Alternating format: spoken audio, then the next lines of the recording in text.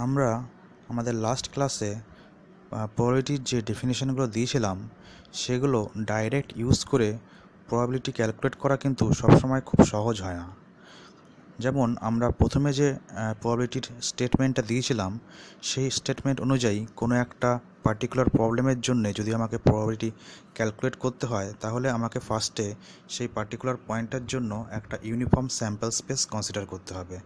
তার মানে I have to find set of all possible equally likely mutually exclusive outcomes of that problem এবং তার মধ্যে থেকে I have to determine how many of these are favorable to the given event, অর্থাৎ এর মধ্যে থেকে কতগুলো সেই ইভেন্টের ফেভারে আছে।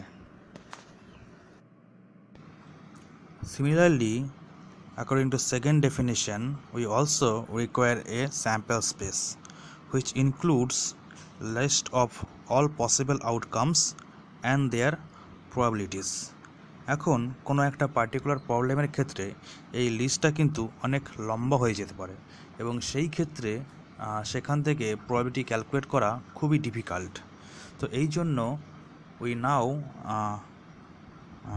consider some theorem which will help to calculate the probability quite easily. এখন আমরা একটা এক্সাম্পল কনসিডার করি যে একটা বাক্স আছে এবং বাক্সর মধ্যে 5টা কালো বল আছে এবং 10টা সাদা বল আছে।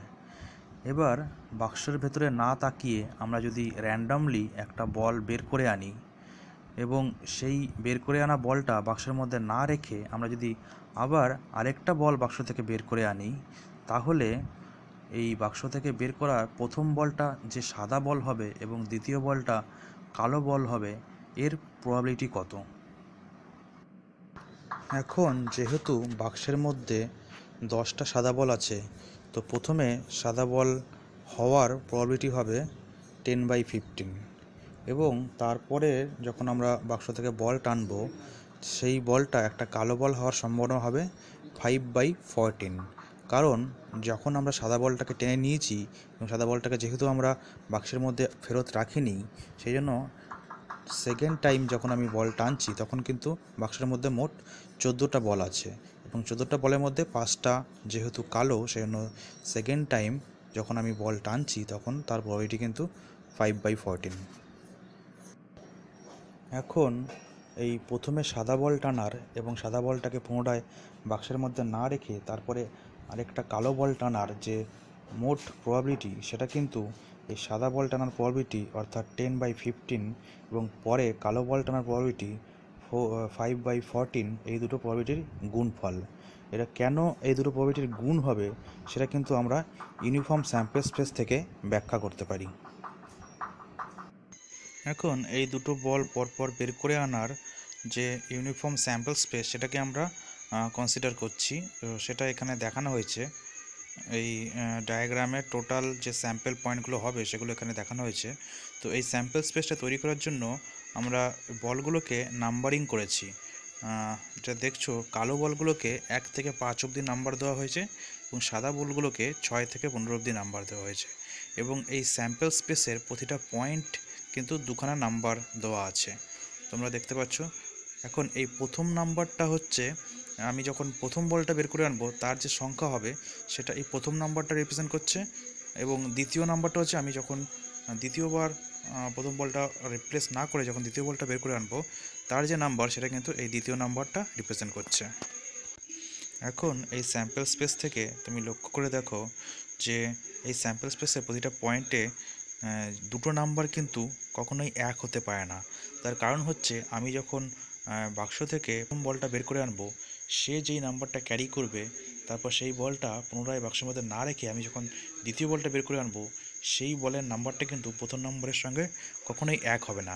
সেই কারণেই এই স্যাম্পল স্পেসের 1 1, 2 2, 3 3, 4 4 এরকম কিন্তু কোনো পয়েন্ট এখানে থাকবে না।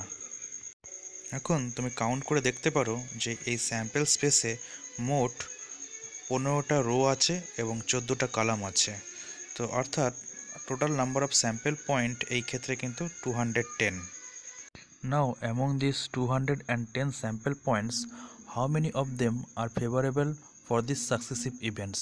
অর্থাৎ আমি যখন পরপর দুখানা বল বের করে আনবো, প্রথম বলটা যে সাদা হবে এবং দ্বিতীয় বলটা কালো হবে তার ফেভারে কতগুলো স্যাম্পল পয়েন্টস হতে পারে। এখন এই ফেভারেবল স্যাম্পল পয়েন্টগুলোকে খোঁজার জন্য আমরা একটু মনে করে দিই, আমরা যখন বলগুলোকে নাম্বারিং করেছিলাম, কালো বলগুলোকে আমরা 1 থেকে 5 অবধি নাম্বারিং করেছিলাম এবং সাদা বলগুলোকে আমরা 6 থেকে 15 অবধি নাম্বারিং করেছিলাম।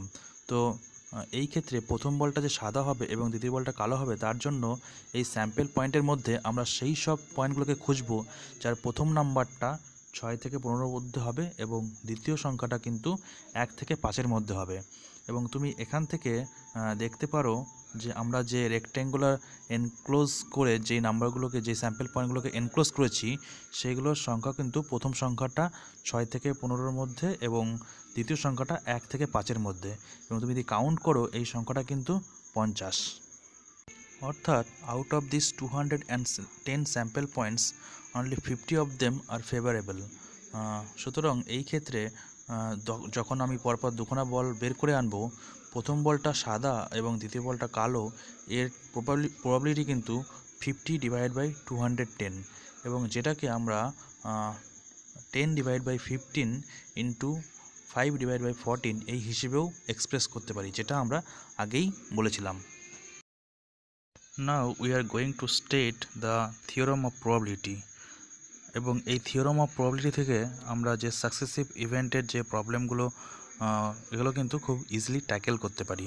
তো তার জন্য let's consider there are 2 successive events A and B এবং এই ইভেন্টটা হওয়ার probability say P of A এবং এ বি দুটো সাকসেসিভ ইভেন্টস হওয়ার probability P of A B এবং এ ইভেন্টটা হয়ে গিয়ে বি ইভেন্ট হওয়ার যে প্রবাবিলিটি সেটাকে আমি কনসিডার করছি P suffix A of B.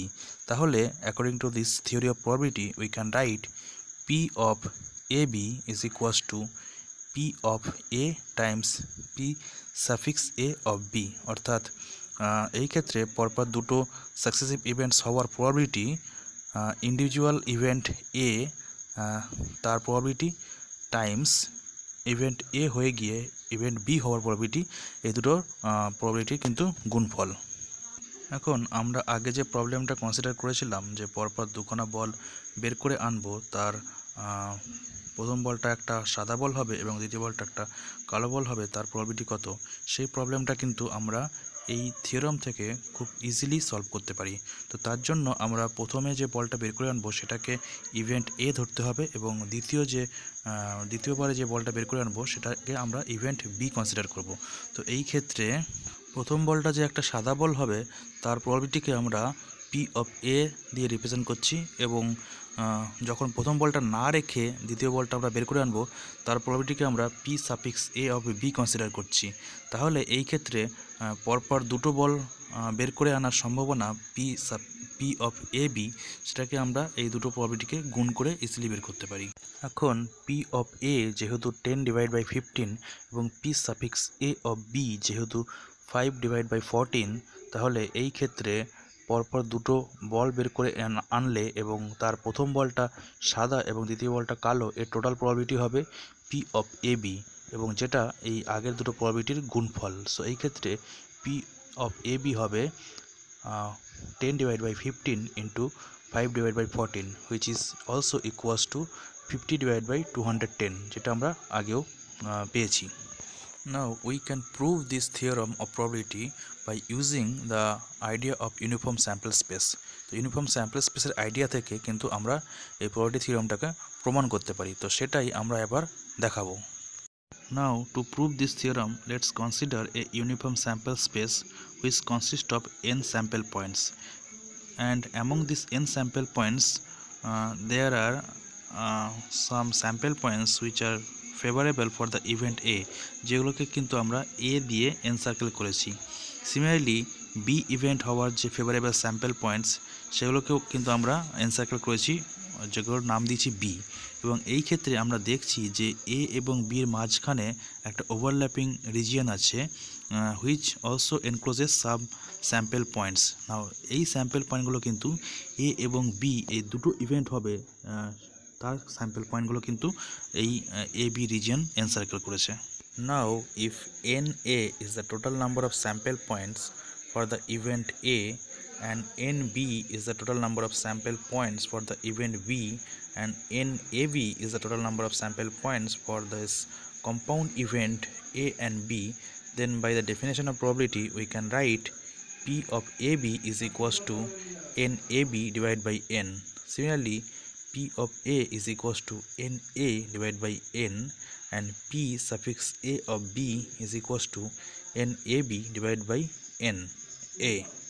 তো এই ক্ষেত্রে প্রথম যে দুটো ডেফিনেশন প্রবাবিলিটি সে দুটো কিন্তু ইজিলি আমরা বুঝতে পারি from the definition of probability, but the third ডেফিনেশনটা কিন্তু আমরা অত সহজে বুঝতে পারছি না। তো সেটার জন্য আমরা একটু এক্সপ্লেনেশন দেব। এখন এই পুরো জিনিসটা বোঝার জন্য let's come back to the uniform sample space of drawing two successive balls. এই ক্ষেত্রে প্রথম যে বলটা বের করে আনবো সেটা যে একটা সাদা বল হবে সেটাকে আমি ইভেন্ট এ হিসেবে কনসিডার করছি, এবং সেকেন্ড যে বলটা বের করে আনবো সেটা যে একটা কালো হবে সেটাকে আমরা ইভেন্ট বি দিয়ে কনসিডার করছি। এখন আমরা দেখি এই স্যাম্পল পয়েন্টগুলোর মধ্যে কতগুলো স্যাম্পল পয়েন্ট এর ফেভারে, অর্থাৎ প্রথম যে বলটা আমি বের করে আনবো সেই বলটা যে একটা সাদা বল হবে তার ফেভারেবল স্যাম্পল পয়েন্ট কতগুলো। এখন এই টোটাল স্যাম্পল পয়েন্টের মধ্যে থেকে যদি প্রথম যে নাম্বারটা স্যাম্পল পয়েন্টের সেটা যদি 6 থেকে 15-র মধ্যে হয়, দ্বিতীয় সংখ্যাটা যাই হোক না কেন, তাহলে সেই করসপন্ডিং স্যাম্পল পয়েন্টগুলো কিন্তু এ ইভেন্টের ফেভারে। সিমিলারলি ইভেন্ট বি অর্থাৎ দ্বিতীয় যে বলটা বের করে আনবো সেটা যে একটা কালো বল হবে তার ফেভারেবল স্যাম্পল পয়েন্ট কতগুলো সেগুলো কিন্তু আমরা এই স্যাম্পল স্পেস থেকে আইডেন্টিফাই করতে পারি যে প্রথম সংখ্যাটা যাই হোক না কেন দ্বিতীয় সংখ্যাটা যদি 1 থেকে 5-এর মধ্যে হয় তাহলে সেই স্যাম্পল পয়েন্টগুলো, সেই করসপন্ডিং স্যাম্পল পয়েন্টগুলো কিন্তু ইভেন্ট বি এর ফেভারেবল স্যাম্পল পয়েন্টস।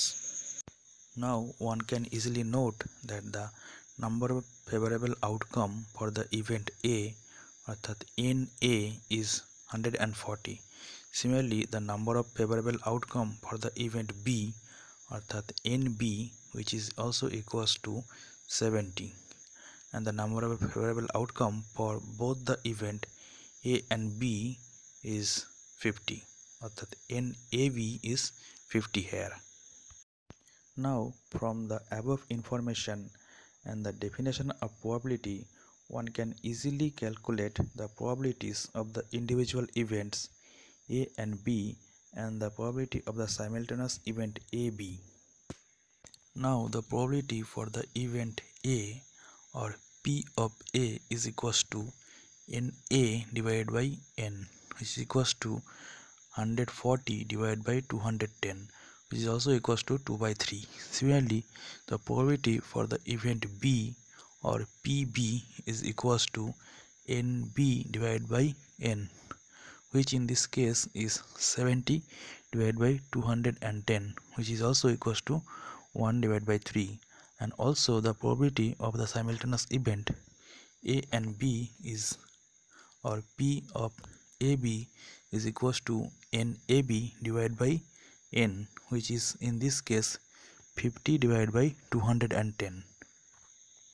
এখন প্রশ্ন হলো এই সাইমালটেনিয়াস ইভেন্ট A এবং B এর প্রবাবিলিটি আমরা অন্য কিভাবে বের করতে পারি। তো তার জন্য আমরা প্রথমে যে কোনো একটা ইভেন্ট সে এ ইভেন্টের প্রবাবিলিটি ফার্স্টে আমরা ক্যালকুলেট করে নেব from the entire uniform sample space. Next, we will consider a new sample space consisting of all the sample points favorable for the event A. অর্থাৎ এরপর আমরা এ ইভেন্টের ফেভারে যে স্যাম্পল পয়েন্টগুলো আছে সেই স্যাম্পল পয়েন্টগুলো নিয়ে আমরা নতুন একটা স্যাম্পল স্পেস কনসিডার করব, and will try to find how many of this sample points are favourable for the event B among this new sample space. অর্থাৎ এই নিউ স্যাম্পল স্পেসের মধ্যে কতগুলো স্যাম্পল পয়েন্ট বি ইভেন্টের ফেভারে সেটা আমরা বের করব। এইভাবে প্রথমে আমরা এ ইভেন্টের probability P of A calculate করে এবং তারপরে এ ইভেন্ট হয়ে যাওয়ার পর বি ইভেন্টের প্রবাবিলিটি অর্থাৎ P suffix A of B calculate করে আমরা এই সাইমালটেনাস ইভেন্টের প্রবাবিলিটি ক্যালকুলেট করতে পারি। একইভাবে প্রথমে যদি আমরা বি ইভেন্টের প্রবাবিলিটি ক্যালকুলেট করি অর্থাৎ পি অফ বি, তারপরে বি ইভেন্ট হয়ে যাওয়ার পর তার মধ্যে থেকে এ ইভেন্ট হওয়ার প্রবাবিলিটি আমরা বের করতে পারি, যেটা হবে P suffix B of A. এইভাবেও কিন্তু আমরা সাইমালটেনাস ইভেন্টের প্রবাবিলিটিটা ক্যালকুলেট করতে পারি। Now for the above example, P suffix A of B অর্থাৎ এ হয়ে গিয়ে বি হওয়ার প্রবাবিলিটি কিন্তু N A B divide by N A, which is equals to 50 divided by 140, which is 5/14. নাও আমি এই পি এ অফ বি যার রেজাল্টটা 5/14 এটা যদি পি অফ এর সঙ্গে গুণ করি তাহলে কিন্তু পি অফ এ বি যে রেজাল্টটা সেই রেজাল্টটাই ফিরে পাবো। Similarly P suffix B of A অর্থাৎ বি ইভেন্ট হয়ে গিয়ে এ ইভেন্ট হওয়ার যে প্রবাবিলিটি সেটা কিন্তু এই ক্ষেত্রে N A B divide by N B, এই ক্ষেত্রে সেটা কিন্তু 50 divide by 70, which is equals to 5/7। Now এই P suffix B of A এটা যদি আমি পি বির সঙ্গে গুণ করি তাহলে কিন্তু পি এ বির রেজাল্টটাই ফিরে পাবো। Now coming back to this general uniform sample space, this third relation represents the probability of an event B when event A has already occurred. এখন যেহেতু এই ক্ষেত্রে আমরা নতুন একটা স্যাম্পল স্পেস কনসিডার করছি, which consist of all the sample points in favourable for the event A, এবং তার মধ্যে থেকে we are trying to find how many of them are favourable for the event B when A has already occurred. Now for this new sample space, only the sample points lying in the intersecting region between A and B are favorable for the event B. And that is the reason P suffix A of B is equals to NAB divided by NA. Now using the above relation we can easily prove that P of AB is equals to NAB divided by N. Now NAB divided by N কে আমরা NA divided by N into NAB divided by NA এইভাবে লিখতে পারি। Now NA divided by N is P of A and NAB divided by NA is P suffix A of B, and hence P of AB is equals to P of A times P suffix A of B. Similarly P of BA যদি আমরা বের করি, which will be equals to P of B times P suffix B of A, এবং we can also show that P of BA is also equals to P of AB. Now suppose we consider the example of 5 black ball and 10 white ball, and in this case we draw the first ball and replace it, and then we draw the second ball. So এই ক্ষেত্রে probability of black ball on second drawing will be then 5 divided by 15, which is equals to 1/3, and this will be exactly the same result if we haven't drawn the first ball and replace it. Now these two results are exactly same. This is because these two events A and B are independent, and for this independent event P of B is equals to P suffix A of B. অর্থাৎ এই ক্ষেত্রে B ইভেন্টের probability কিন্তু A event হয়ে গিয়ে B ইভেন্টের probability দুটো কিন্তু same, and for this case the probability of two successive events P of AB is equals to P of A times P of B, অর্থাৎ A B দুটো ইভেন্টের probability কিন্তু A ইভেন্টের প্রবাবিলিটি এবং B ইভেন্টের প্রবাবিলিটির গুণফল। Now let us consider another example of independent events. So let us consider a coin is tossed 3 times, and let us ask the question, what is the probability that all 3 are heads? এই ক্ষেত্রে যেহেতু পরপর toss করার ইভেন্টগুলো একে অপরের থেকে independent, তো এই ক্ষেত্রে একটা হেড পড়ার প্রবাবিলিটি যেহেতু হাফ, তাহলে পরপর 3টে টসে 3টে হেড পড়ার প্রবাবিলিটি কিন্তু half into half into half, অর্থাৎ 1/2 to the power 3, which is equals two 1/8 হবে। Now let us generalize this question and ask what is the probability of all heads when a coin is tossed 10 times. তো এই ক্ষেত্রেও যেহেতু এই টসগুলো independent of each other, তাহলে 10টা টসে 10 বার head পড়ার প্রবাবিলিটি কিন্তু 1/2 to the power 10 হবে। Now, if we ask the question, what is the probability of at least one tail in 10 tosses?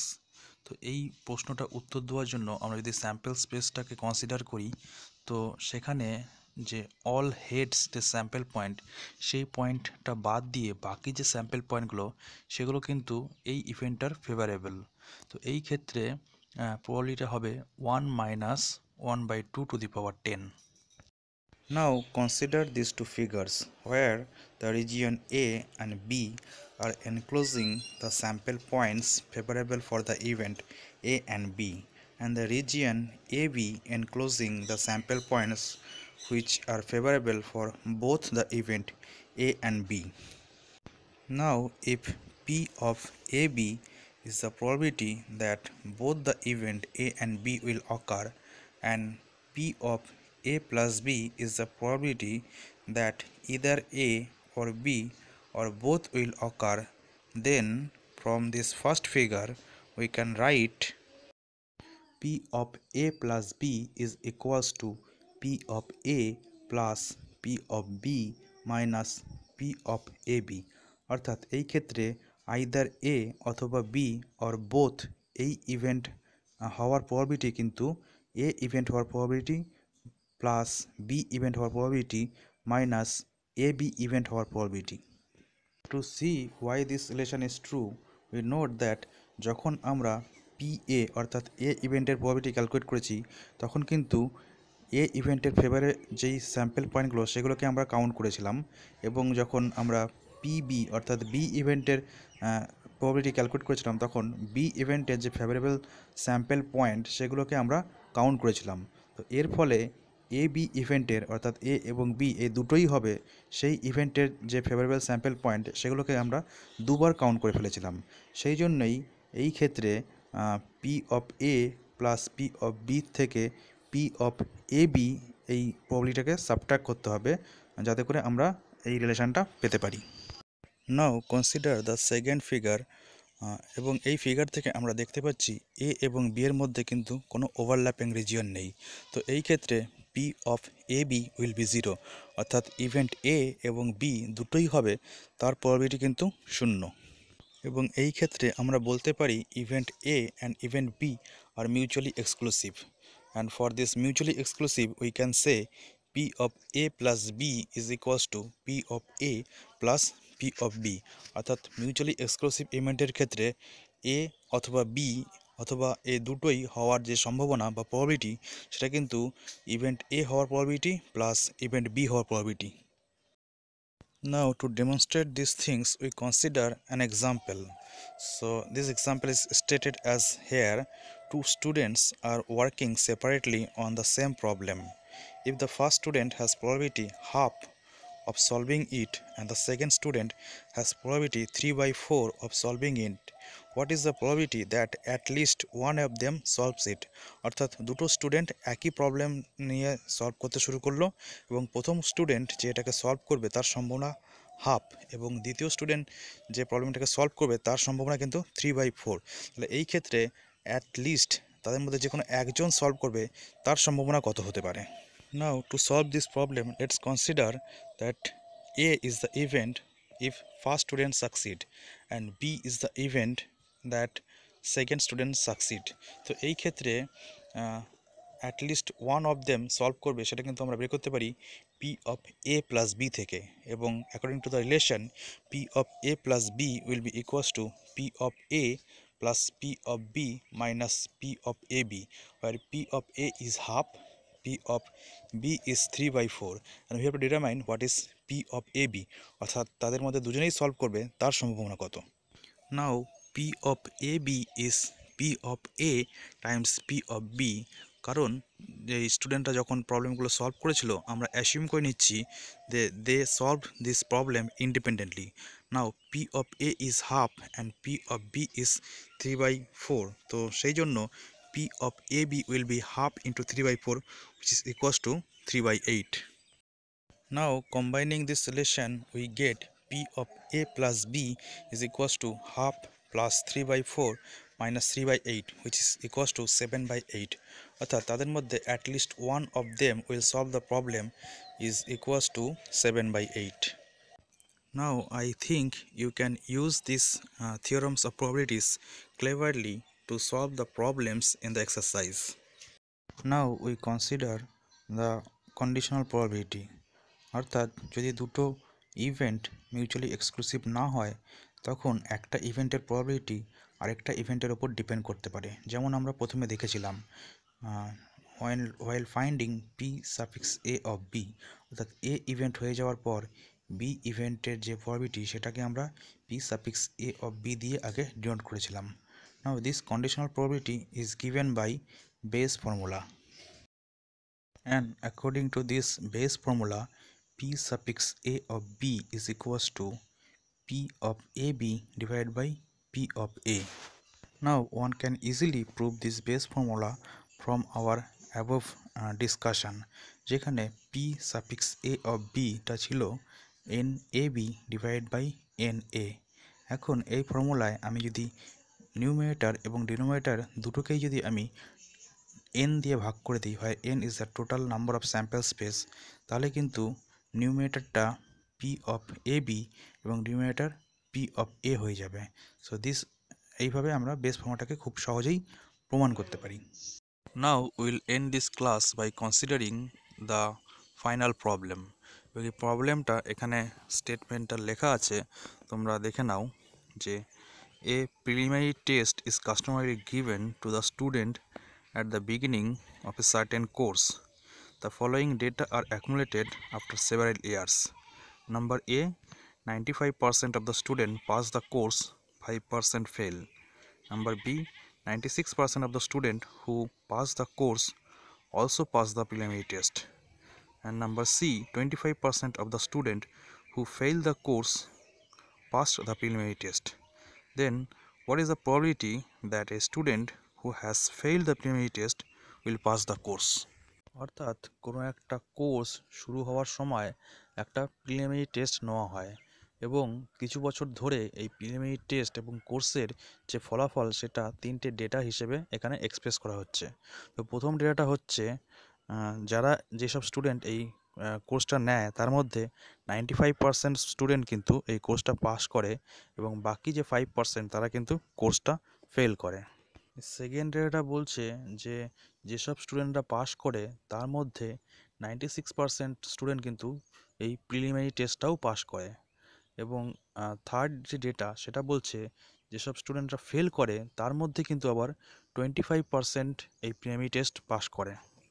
এখন প্রশ্ন হলো যে একটা স্টুডেন্ট যে এই প্রিলিমিনারি টেস্ট ফেল করেছে তার মেন কোর্সটা পাস করার প্রবাবিলিটি কত? এখন এই প্রবলেমটাকে আমরা এই ডায়াগ্রাম দিয়ে রিপ্রেজেন্ট করার চেষ্টা করছি। তো ফার্স্টে এই রেক্টেঙ্গুলার যে এরিয়া সেটাকে ফার্স্টে আমরা দুটো ভাগে ভাগ করেছি। প্রথমে যে উপরের ভাগটা which contains 95% of the student যারা এই কোর্সটা পাস করছে, এবং নিচের যে ছোট রেক্টেঙ্গুলার স্ট্রিপটা থাকছে that represent remaining 5% of student who fail the course. এখন অ্যামং দিস স্টুডেন্ট যারা কোর্সটা পাস করেছে তার মধ্যে বলছে 96% কিন্তু প্রিলিমিনারি টেস্টটাও পাস করছে, তো বাকি যে 4% তারা কিন্তু প্রিলিমিনারি টেস্ট ফেল করে। সেটাকে আমরা এই ডায়াগ্রামের উপরের পোর্শনের বাঁ দিকে একটা শেডেড রিজিয়ন দিয়ে রিপ্রেজেন্ট করছি, যেগুলো হচ্ছে যারা প্রিলিমিনারি টেস্ট ফেল করেছে। অলসো যারা কোর্সটা ফেল করেছে তার মধ্যে 25% কিন্তু প্রিলিমিনারি টেস্টটা পাস করে এবং বাকি যে 75% তারা কিন্তু প্রিলিমিনারি টেস্ট ফেল করে। সেই জন্য নিচের যে রেক্টেঙ্গুলার স্ট্রিপটা আমরা কনসিডার করেছিলাম তার মধ্যে আমরা 75%কে শেড করে দিয়েছি which represents the student who fails the preliminary test. অর্থাৎ out of this total rectangular sheet the shaded portion represent the student who who fails the preliminary test. Now to solve this problem we have to consider two events, যেখানে event এ represent করছে preliminary test fail করা, সেটাকে এ event দিয়ে represent করা হচ্ছে, এবং main কোর্সটা pass করা সেটাকে ইভেন্ট বি দিয়ে রিপ্রেজেন্ট করা হচ্ছে। এখন যেহেতু আমাকে একটা স্টুডেন্টের প্রিলিমিনারি টেস্ট ফেল করার পর তার মেন কোর্স পাস করার সম্ভাবনা বের করতে হবে, তো এই ক্ষেত্রে I have to find P suffix A of B. Now according to the base formula, p suffix a of b is given by p of ab divided by p of a. Now p of ab is the probability that the student both fails the preliminary test and passes the course. অর্থাৎ একটা student যে preliminary test fail করবে এবং course pass করবে, এই দুটো ইভেন্টই যে simultaneously হবে তার প্রবাবিলিটি কিন্তু p of ab. এখন 95% অফ দ্য স্টুডেন্ট যারা মেন কোর্স পাস করে তার মধ্যে যেহেতু 4% ফেলস দ্য প্রিলিমিনারি টেস্ট, তো এই ক্ষেত্রে পি অফ এ বি হবে 0.95 into 0.04 which is equals to 0.038. Also P of A represents the probability that a student fails the preliminary test. অর্থাৎ প্রিলিমিনারি টেস্টে ফেল করার যে প্রবাবিলিটি সেটা কিন্তু পি এ দিয়ে রিপ্রেজেন্ট করা হচ্ছে, এবং এই ডায়াগ্রামে যে শেডেড রিজিয়নটা আছে that represents the percentage of student who fails the preliminary test. এখন এই পি অফ এ এটাকে আমরা দুটো ইভেন্টের যোগ থেকে বের করতে পারি, যার প্রথম ইভেন্টটা হচ্ছে একটা স্টুডেন্ট যে কোর্সটাকে পাস করছে আফটার ফেলিং দ্য টেস্ট, অর্থাৎ প্রিলিমিনারি টেস্ট ফেল করার পরেও যে স্টুডেন্টটা কোর্সটাকে পাস করছে সেটা হচ্ছে প্রথম ইভেন্ট। এবং দ্বিতীয় ইভেন্ট হচ্ছে যেসব স্টুডেন্ট এই কোর্সটা ফেল করছে after felling the preliminary test, অর্থাৎ প্রিলিমিনারি টেস্ট ফেল করার পর যারা এই কোর্সটা ফেল করছে, তো এই দুটো ইভেন্টের প্রবাবিলিটি যদি আমরা বের করি তাহলে সেই দুটো প্রবাবিলিটিকে যোগ করে আমরা যে টোটাল স্টুডেন্ট যারা ফেল করছে তার প্রবাবিলিটিটা বের করতে পারি। এখন প্রথম ইভেন্টটা ছিল the student who passes the course after felling the test. তো এই ক্ষেত্রে আমরা জানি যে 95% অফ দ্য স্টুডেন্ট তারা কিন্তু কোর্সটা পাস করেছে এবং তাদের মধ্যে অনলি 4% ফেল করেছে। তাহলে এই ক্ষেত্রে প্রথম ইভেন্টের ক্ষেত্রে প্রবাবিলিটি হবে 0.95 into 0.04। And second event is that the students who fails the course after failing the test. তো এই ক্ষেত্রে যেহেতু 5% অফ দ্য স্টুডেন্ট কোর্সটা ফেল করেছে এবং তার মধ্যে 75% অফ দ্য স্টুডেন্ট প্রিলিমিনারি টেস্টটা ফেল করেছে, তো এই ক্ষেত্রে প্রবাবিলিটিটা হবে 0.05 ইন্টু 0.75। তো এই দুটো প্রবাবিলিটি আমরা যদি যোগ করি will get 0.0755. Now substituting all the values we get p suffix a of b is equals to 50%. অর্থাৎ একটা স্টুডেন্ট প্রিলিমিনারি টেস্ট ফেল করার পর তার মেইন কোর্সে পাস করার প্রবাবিলিটি কিন্তু 50%।